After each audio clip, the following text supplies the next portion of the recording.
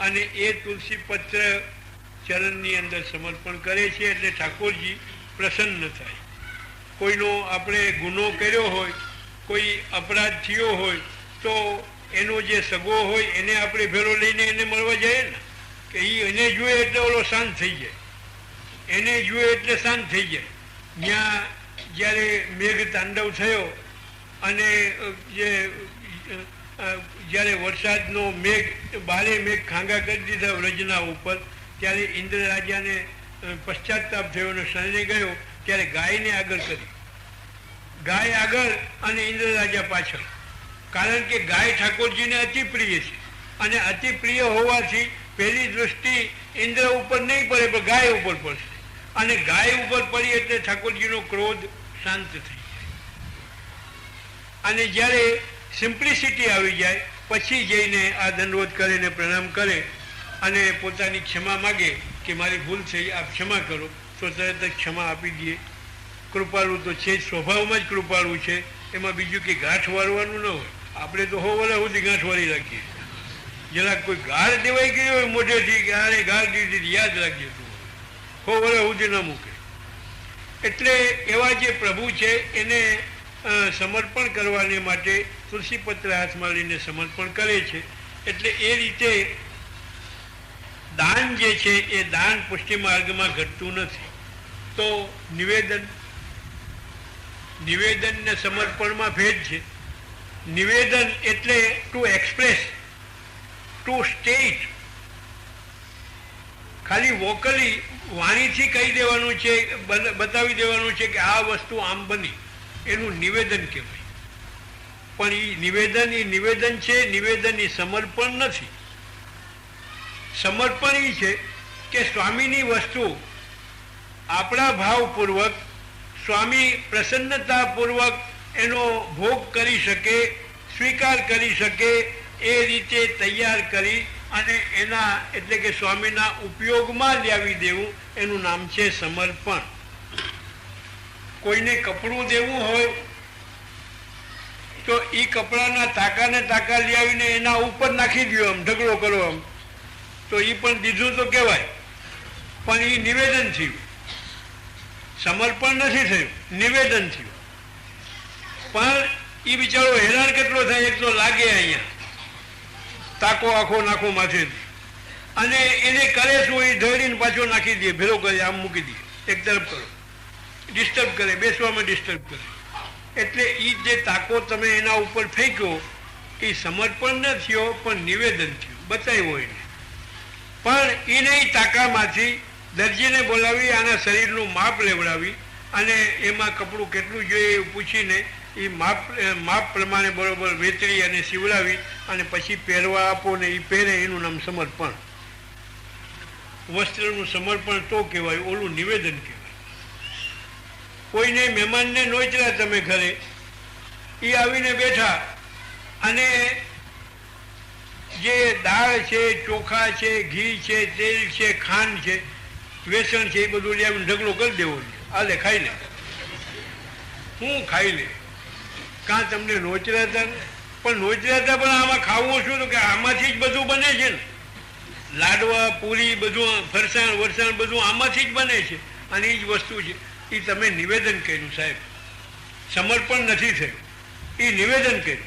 નિવેદન માત્ર દેખાડ્યું એને નજરથી, પણ એને એ વસ્તુ લઈને સુસ્વાદુ રીતે એમાંથી વાનગીઓ બનાવો અને વાનગીઓ સારી સુંદર રીતે થાળીની અંદર પીરસીને ભાણું સારું બનાવી અને પાટલા ઉપર મૂકો, નીચે કંઈક બેસવા માટે બીજો પાટલો પાથરી દો, પાસે જલનો લોટો મૂકો, એક અંગોછો હાથ મોઢું લૂવા માટે મૂકો, પાણીનો કળશિયો મૂકો, ઉપર પંખો ચલાવો, એક ધૂપ અગરબત્તી વગેરે કંઈક કરો, પછી લાવીને બેસાડો, જમો આનંદથી, જોઈએ તો માગજો, અમે અહીં ઊભા છીએ, અને એ ખાવા લાગે, એનું નામ સમર્પણ. ઓલું નિવેદન ઢગલો કરી દીધું. એટલે નિવેદન અને સમર્પણ આ બે વચ્ચે આ અંતર થયું. દાનનું પણ અંતર બતાવી દીધું. દાન તો આ પુષ્ટિ માર્ગમાં છે નહીં.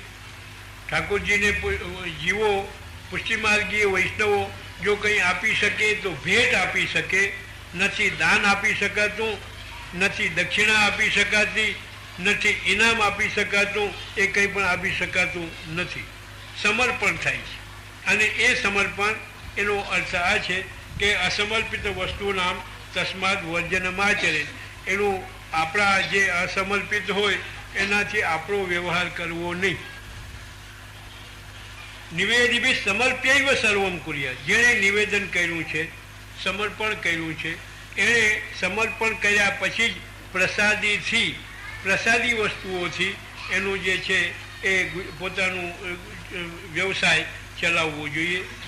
આ જાતની સ્થિતિ, આ સ્થિતિ શબ્દ મર્યાદા સૂચક છે. જેને મર્યાદ કહેવામાં આવે છે. મર્યાદ મહાપ્રભુજીએ ક્યાં કહી છે? મર્યાદ કે તમે મર્યાદ કરજો. આ સ્થિતિ શબ્દ મર્યાદ વાચક છે. અને નિવેદિભિ સમર્પ્યૈવ સર્વમ કુર્યાદ ઇતિ સ્થિતિ, એ મર્યાદા છે. એ મર્યાદા એટલે વૈષ્ણવી જીવનની એક મર્યાદા બતાવી કે સમર્પણ કરીને જ સર્વ વ્યવહાર કરવો. અને સમર્પણ કરીને વ્યવહાર કરવો એ વાત બરોબર, એ બને કેમ? એ વસ્તુ પ્રેક્ટિકલ નથી. પ્રેક્ટિકલ કોઈ વાત કહો તો અમે સ્વીકાર કરીએ, હા પાડીએ. અમારા છોકરા છોકરીના લગ્ન કરવાના છે, લગ્ન લીધા પણ કરવા, એ ઠાકોરજીને અર્પણ કેમ થાય એ બતાવો. લગ્ન ક્રિયા એ અર્પણ કેમ કરવી? અમે અમારા કપડાં બનાવવાને માટે વેપારીને ત્યાંથી કપડું લીધું, કંઈ એ તો કંઈ ભગવાનને ધરાય નહીં. હવે એ સમર્પણ કઈ રીતે થાય? એનો ઉકેલ શું? કોઈ ગામત્રે જવું છે, વ્યાપારિક કામે, ઘર કામે અથવા કુટુંબના કામે, તો એ ત્યાં જવાની જે ક્રિયા છે એ ઠાકોરજીને સમર્પણ કેમ થાય? અને એ વિના જવું કેમ? આ તો બંધાઈ ગયા. કાળી જેલની સજા થઈ. ન બહાર જવાય, ન અંદર જવાય, ન અંદર બેસાય, ન ભોગવાય. હવે કરવું કેમ? વ્યવહારુ વસ્તુ એ છે કે સમર્પણ અને નિવેદન બંને અહીંયા કહેવામાં આવ્યા છે. જ્યારે કોઈ સંજોગોમાં કોઈ વસ્તુનું કે કોઈ કામનું સમર્પણ ન થઈ શકતું હોય તો એનું નિવેદન થઈ શકે. તમારે ન કરવું હોય તો ભલે, બાકી નિવેદન થઈ શકે. અને જે વસ્તુનું સમર્પણ ન થતું હોય એનું નિવેદન કરવાથી એ સમર્પણ જ કહેવાય. એની સમાન જ થઈ જાય છે. તમારે છોકરા છોકરીના લગ્ન કરવા છે તો એ લગ્ન કાર્ય માટે થઈને કાપડ લેવું પડે, ઘરેણા ગણાવવા પડે, રોકડ પૈસા જોઈએ, બેંકમાંથી પૈસા રોકડા ઉપાડવા જોઈએ, અને મંડપ માટે મંડપવાળાને કહેવું જોઈએ, સુખડિયાને કહેવું જોઈએ, પત્રિકાઓ છપાવવી જોઈએ, બધે મોકલવું જોઈએ, ગોળ બાપા કહે એ બધો ચીજ વસ્તુ ઢળીને લઈ આવવી જોઈએ. આ ઘણી વસ્તુ આમાં લેવી જોઈએ. એ ઠાકોરજીને સમર્પણ કેમ કરવું? બધું ઠાકોરજીને એ વસ્તુ સમર્પણ ન થઈ શકતી હોય બરોબર વાત છે, પણ ₹100 શ્રીફળ ભેટ ધરી દઈને તમે નિવેદન કરી શકો છો કે આપના જે પુત્ર છે એ આ નામના પુત્રનું લગ્ન લીધા છે અને એ વૈવાહિક કામ માટે થઈને ચીજ વસ્તુઓની ખરીદી લેવાની આપની પાસે આજ્ઞા માગીએ છીએ, એટલે આજ્ઞા મળી ગઈ. એટલે એ જે નિવેદન છે એ વસ્તુનું નિવેદન, એ નિવેદન એ સમર્પણ છે. નિવેદન એ સમર્પણ થયું, અને સમર્પણ ન થઈ શકતું એનું નિવેદન કરવાથી એ એનું સમર્પણ થઈ જાય છે. પછી આનંદપૂર્વક તમે ખરીદી છે, કામ છે, આ છે, તે છે, જે કંઈ પણ લગ્ન સંબંધી કરવા માગતા હો એનું નિવેદન થઈ ગયું. પછી એ નિવેદન થયા પછી એ બધું કામ આપણે જેમ કરી શકીએ છીએ એવું નિવેદિભિ સમર્પ્યૈવ સર્વમ કુર્યાદિતિ સ્થિતિ, એ વસ્તુ બતાવે. ન મતમ દેવદેવસ્ય સામીભુક્ત સમર્પણમ. દેવના પણ દેવ એવા જે પૂર્ણ પુરુષોત્તમ છે એ પૂર્ણ પુરુષોત્તમનું અર્ધભુક્ત ઠાકોરજીને ધરાય નહીં. અર્ધભુક્તનો અર્થ, સામીભુક્તનો અર્થ છે કે અડધી વસ્તુ આપણામાં લીધી અને અડધું ઠાકોરજી માટે બાકી રાખી તો એ અર્ધભુક્ત કહેવાય. જેમાંથી આપણા માટે કોઈ વસ્તુ લીધી, બાકી રહેલી વસ્તુ અર્ધભુક્ત કહેવાય. અને એ વસ્તુ ઠાકોરજીને સમર્પાય નહીં. કારણ કે તમે એનો વસ્તુનો ભોગ પહેલાં ભોગ કરવા માટે વસ્તુ કાઢી લીધી એટલે તમે એનો ભોગ કર્યો અને બાકીની જે અવશિષ્ટ વસ્તુ રહી એ એઠું થયું. એ એઠવાડ ઠાકોરજીને ધરાય નહીં. આનો અર્થ એ છે કે આપણા અનાજ ઠાકોરજીની સેવા આપણામાં બિરાજતી હોય અને ભોગ ધરવા માટે દર મહિને જે માલ આપણે મગાવીએ એ માલ ત્યાંથી લઈ આવીએ અને ઘરે આવે માલ એટલે પછી એમાંથી વલગણી કરીએ કે આટલું ઠાકોરજી માટે રાખો, આટલું આપણા માટે રાખો. તો આપણા માટે રાખવાનું પહેલાં કાઢ્યું ને બાકીનું એ બધું એ ભગવાનના ભંડારમાં મૂકી ગયું. તો એ અર્ધભુક્ત થયું. હકીકતમાં વ્યવહારુ આદર્શ એ છે કે જ્યાં તમે ખરીદવા જાઓ છો ત્યાંથી જ 2 ટુકડા જુદા કરીને લેવા જોઈએ કે આ ઘર માટે છે અને આ. તો એ અર્ધ સામીભુક્ત ન થાય, અર્ધભુક્ત ન થાય, નહીં તો અર્ધભુક્ત થાય. આપણા ઉપયોગ માટે મલમલનો એક તાકો લઈએ, એમાંથી આપણા ખમીસ ને બનિયન ને આ ને તે ને એવું બધું કટિંગ કરતા કરતા લગભગ 2 વાર વધ્યું. તો કે હવે એમાં ભગવાનના વસ્ત્ર કરો, એમાંથી એ સામીભુક્ત થયું. જો તમારે ભગવાન માટે લેવું હતું તો પહેલાંથી નિશ્ચય કરવો હતો, સંકલ્પ કરવો હતો અને બજારમાં જઈને 2 વાર નોખું બંધાવી લેવું હતું અને બાકી તમારે માટે જેટલું જોતું હોય એટલું તમે જો લઈ લ્યો તો એ સામીભુક્ત ન થાય.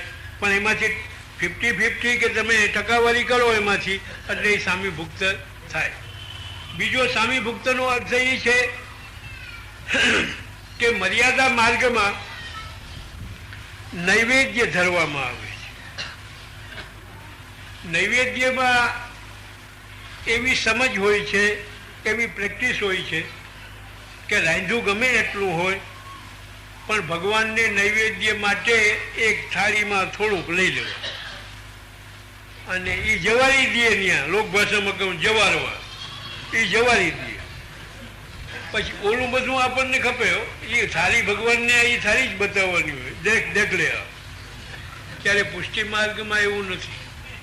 જો થાળીનો ભોગ ઠાકોરજીને તમે કરો ને બાકીની વસ્તુ જો પડી રહીએ તો એ પુષ્ટિ માર્ગનો સિદ્ધાંત નથી. જો જેટલું બનાવ્યું હોય એ બધું ઠાકોરજીને આગળ જઈને સમર્પણ કરવું જોઈએ. અને સમર્પણ થયા પછી પ્રસાદી જે છે એ પ્રસાદીથી તમે તમારો વ્યવહાર કરો, એમાં કોઈ ના નથી.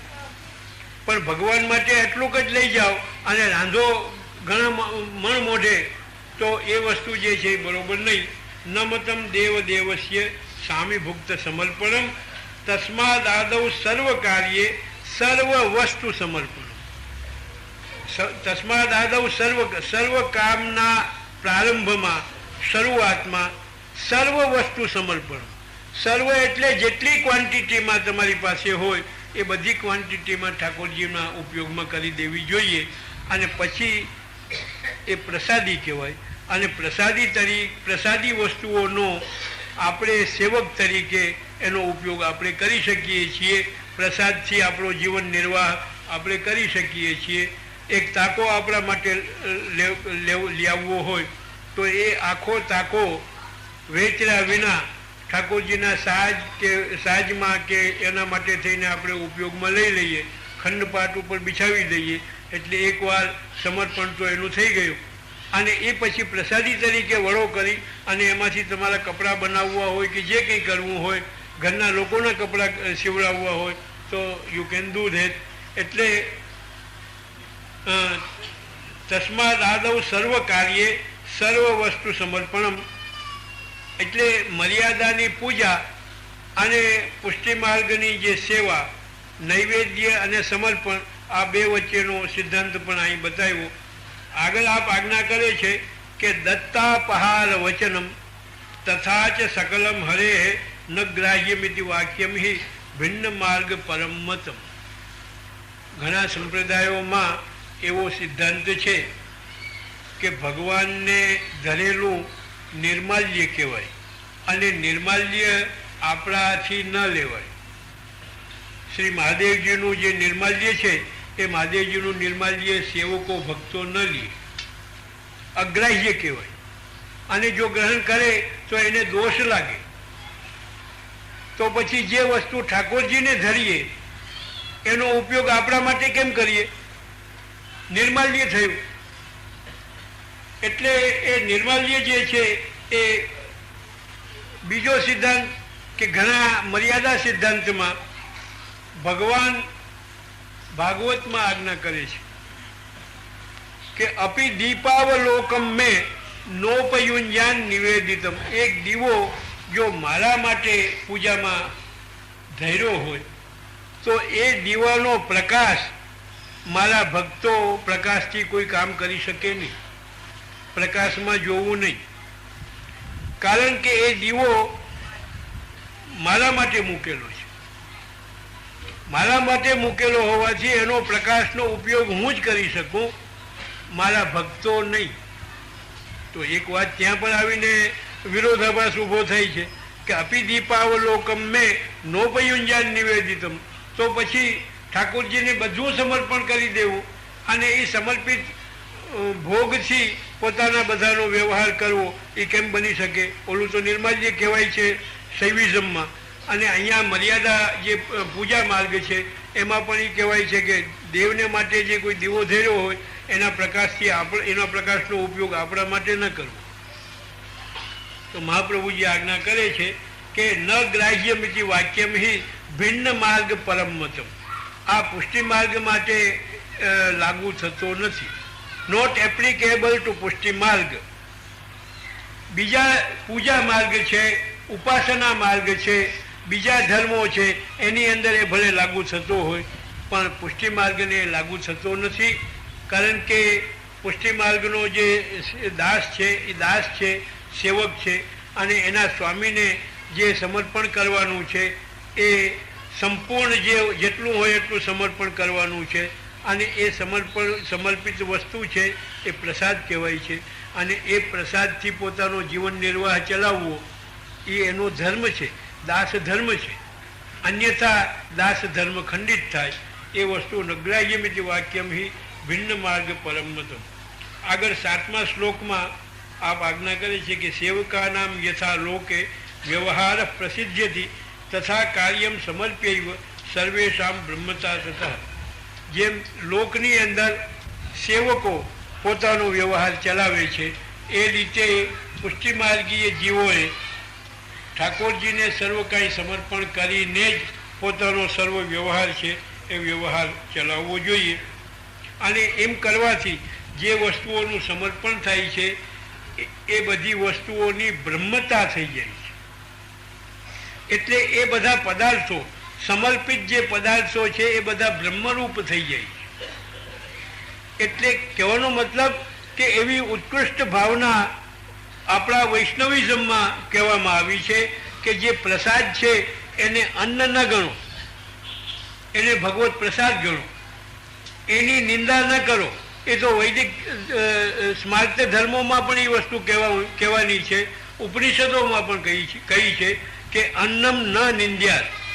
અન્ન એટલે રાંધેલું, એ રાંધેલાની કોઈ દિવસ નિંદા કરવી નહીં.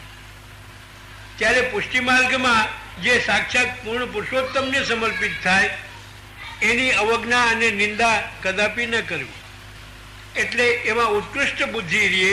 એટલા માટે એનું અવમાન ન કરવું, પ્રસાદનું અવમાન ન કરવું અને એનાથી વ્યવહાર ચલાવવો એ આપણું જે છે એ કર્તવ્ય છે. અને એનાથી સર્વની બ્રહ્મતા થઈ જાય છે. એ બ્રહ્મતા કેવી રીતે એમાં ઉદાહરણ આપતા છેલ્લા શ્લોકમાં શ્રી મહાપ્રભુજી આજ્ઞા કરે છે કે ગંગાત્વમ સર્વ દોષાણામ ગુણ દોષાદિ વર્ણના ગંગાત્વેન નિરૂપ્યા સ્યાત તદ્વદત્રાપી ચૈવહી. જેમ ગંગામાં કોઈ દોષિત જલ જઈને ભરે, એમાં ગંગાની પ્રવાહની અંદર કોઈ ગટરનું કે કોઈ મેલું ગંદુ એવું નાલાનું કે એવું પાણી, વોકળાનું કે એવું ગંદુ પાણી જઈને એમાં ભરે તો પછી એ ભરેલા પાણીને આપણે ગંગા જ કહીએ છીએ. એમાં ગુણદોષનું વર્ણન થતું નથી કે આ તો ઓલા નાલાનું છે ને આ તો ફલાણું પાણી છે ને એ આમાં આવ્યું ને. એના ગુણદોષનું વર્ણન જેમ થતું નથી અને એકમાત્ર ગંગા જ કહેવાય છે.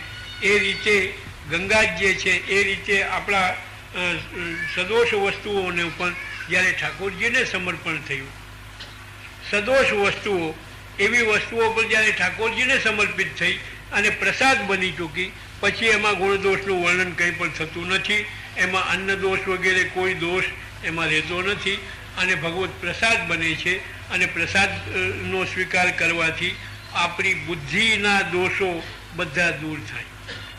બુદ્ધિના દોષો દૂર કરવા માટે ભગવત પ્રસાદ આ એક જ માત્ર સાધન છે. એ સાધન એવું મજબૂત સાધન છે કે જેનાથી આપણા બુદ્ધિના દોષો બધા દૂર થાય છે, નિવૃત્ત થાય છે, બુદ્ધિ નિર્મૂળ નિર્દોષ બને છે. આયુર્વેદ અને આજનું વિજ્ઞાન આપણને એવું બતાવે છે કે અન્ન પણ સદોષ હોય છે અને અન્નને જે અન્ન ખવાય છે એ જેવું અન્ન હોય તેવું મન થાય છે અને જેવી પાણી હોય છે, જેવી કેટેગરીનું પાણી હોય એવી જ કેટેગરીની વાણી થાય છે. અન્ન એવું મન અને પાણી એવી વાણી અને ભાવ એવો આપણો સ્વભાવ. એટલે જે અન્ન છે એ અન્ન હોય એ અન્ન આપણું વિજ્ઞાન બતાવે છે કે જે અન્ન ખવાય છે એની 7 ધાતુઓ બને છે. એ 7 ધાતુઓમાં અસ્થિ છે, મેદ છે, મજ્જા છે, એવા 7 ધાતુઓ બને છે. એક પદાર્થ ખાવાથી 5 દિવસે એક ધાતુ બને, 5 સત્તા 35, 5 દિવસે 35 દિવસે જઈને એટલે કે દર 5 દિવસે એક ધાતુ બને અને 35 દિવસે જઈને 7 ધાતુઓ બને.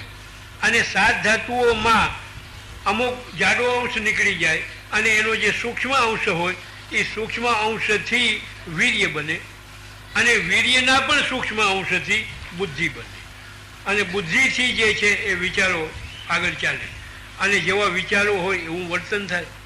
એટલે આપણો જે ખોરાક છે એ ખોરાક ઉપર આપણા આધ્યાત્મિક જીવનનો મદાર છે, એનો આધાર છે.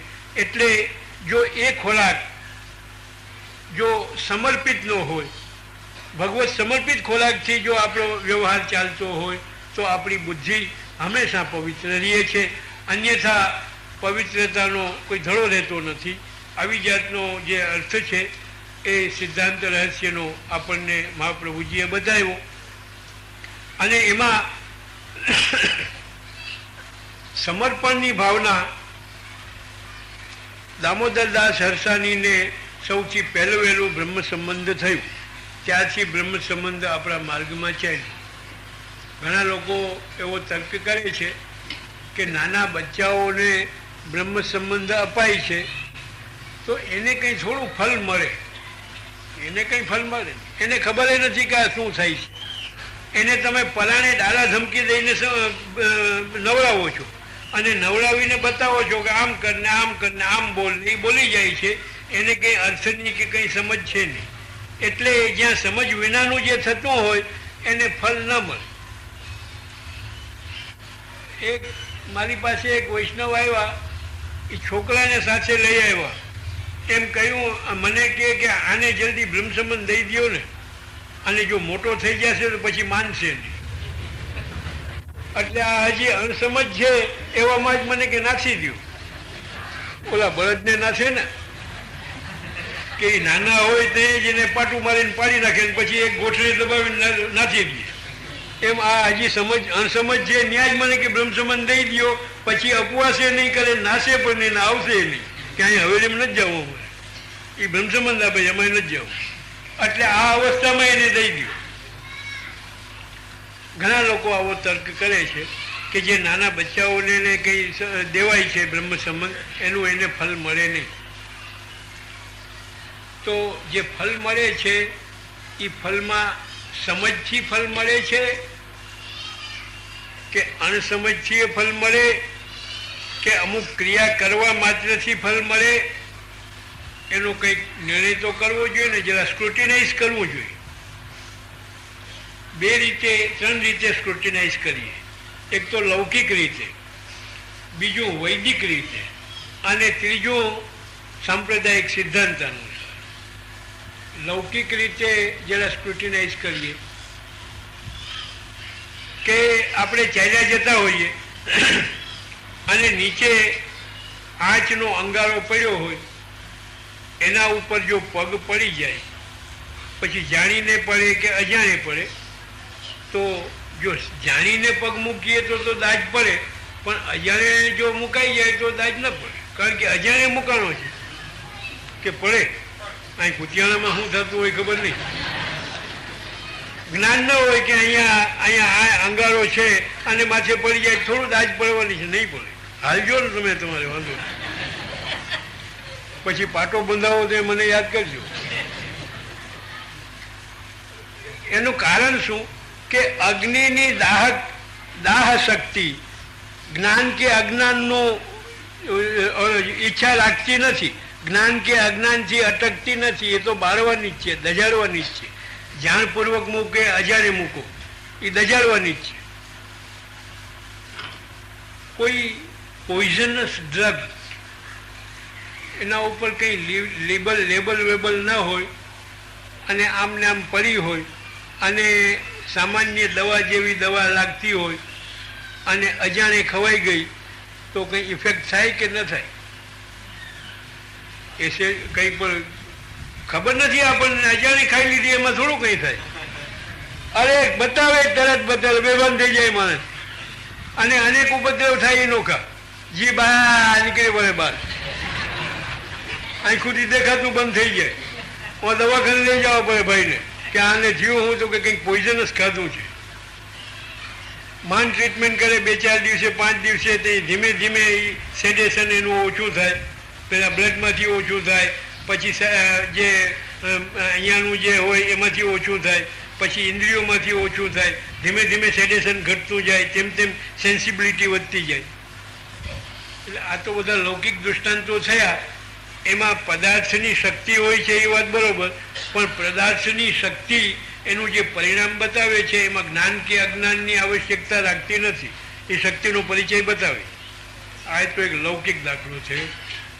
તો પછી લૌકિક દાખલા મુજબ પૂર્ણ પુરુષોત્તમ સાથે જે સમર્પણની જે વિધિ થાય છે, એ સમર્પણની પૂર્ણ પુરુષોત્તમની જે શક્તિ છે એ શક્તિ જ્ઞાન કે અજ્ઞાનની અપેક્ષા લાગતી નથી. એ ફલ બતાવવાનું જ છે, પરિણામ આપવાનું જ છે. આ એક લૌકિક દાખલો છે. હવે જરા વૈદિક જોઈએ. મને એવી આદત છે કે હું સાવ અધર વાત ન કરું. એક છોકરાનો જન્મ થયો. જન્મ થતાં જ મા બાપને એમ થયું, રાજીમાં આવી ગયા, પણ ઘરમાં કોઈ મોટેરું હતું. એને કહ્યું કે હવે જોશી મહારાજને બોલાવીને કુંડલી તો મુકાવો, ઠેકડા હું મારો. આ ભાઈ કેવા થયા, કેવા પગનું આવ્યો છે જુઓ તો ખરા. હચીને જોશી મહારાજને બોલાવ્યા અને ઘડી પર જોઈને કુંડલી મૂકી. કુંડલી મૂકીને એને કહ્યું બહુ ખરાબ થયું. શું થયું? કાલ સર્પ યોગમાં આનો જન્મ થયો.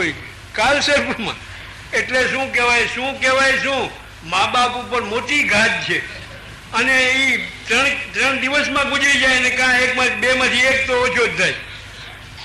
તો હવે આનું કઈ ઉપાય? તો આનો ઉપાય છે કે તમે અમુક આટલો હોમ કરાવો આ મંત્રનો, અને આટલું ફલાણી વસ્તુનું દાન કરો, અને આટલું પુણ્ય કર્મ કરો, તો કંઈક અસર ઓછી થાય, ખાલી ઘાતથી નિવૃત્ત થઈ જાય, મરણ ન થાય.